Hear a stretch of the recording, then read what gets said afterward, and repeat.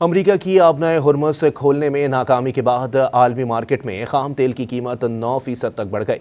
बरतानवी खबर एजेंसी के मुताबिक ब्रेंट खाम तेल $92 फी बैरल की सतह पर पहुंच गया, जबकि WTI खाम तेल $88 फी बैरल में फरोख्त हो रहा है।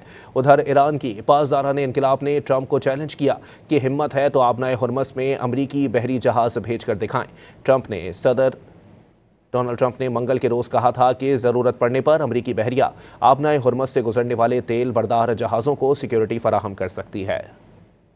अमरीका की आबनाए हुर्मुज़ खोलने में नाकामी के बाद आलमी मार्केट में खाम तेल की कीमत 9% तक बढ़ गई। बरतानवी खबर एजेंसी के मुताबिक ब्रेंट खाम तेल $92 फी बैरल की सतह पर पहुंच गया, जबकि WTI खाम तेल $88 फी बैरल में फरोख्त हो रहा है। उधर ईरान की पासदारान इनकलाब ने ट्रंप को चैलेंज किया कि हिम्मत है तो आबनाए हुर्मुज़ में अमरीकी बहरी जहाज़ भेज कर दिखाएं। सदर डोनाल्ड ट्रंप ने मंगल के रोज कहा था कि जरूरत पड़ने पर अमरीकी बहरिया आबनाए हुर्मुज़ से गुजरने वाले तेल बरदार जहाज़ों को सिक्योरिटी फराहम कर सकती है।